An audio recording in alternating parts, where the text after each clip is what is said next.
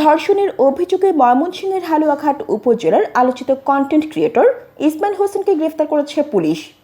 মঙ্গলবার 9 জুলাই তাকে গ্রেফতার করা হয়েছে বলে নিশ্চিত করেছেন হালুয়াঘাট থানা পুলিশের ভারপ্রাপ্ত কর্মকর্তা মোহাম্মদ মাহবুবুল হক।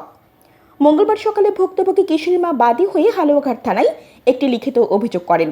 পরে অভিযুক্ত ইসমাইলকে জিজ্ঞাসাবাদের জন্য থানা হেফাজতে নেয় পুলিশ।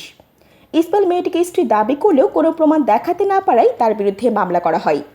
ভুক্তভোগী ওই কিশোরীর মায়ের অভিযোগ, ধর্ষণের শিকার ওই কিশোরী বাড়িতে যাতায়াত ছিল ইসমাইলের।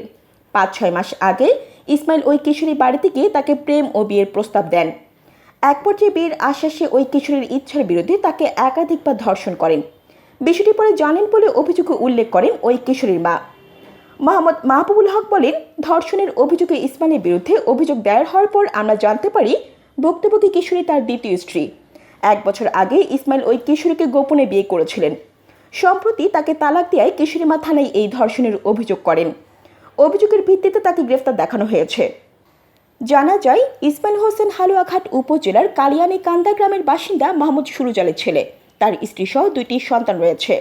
প্রসঙ্গত, ময়মনসিংহের সীমান্তবর্তী হালুয়াঘাট উপজেলার প্রত্যন্ত গ্রামে বসে ভিডিও বানিয়ে অনলাইন দুনিয়ায় হইচই ফেলে দিয়েছেন ইসমাইল হোসেন ও তার ছোট ভাই এনামুল হাসান। তাদের দলে কাজ করছেন আরও অন্তত 8 থেকে 10 জন সদস্য, যাদের প্রায় সবাই ছিলেন দিনমজুর।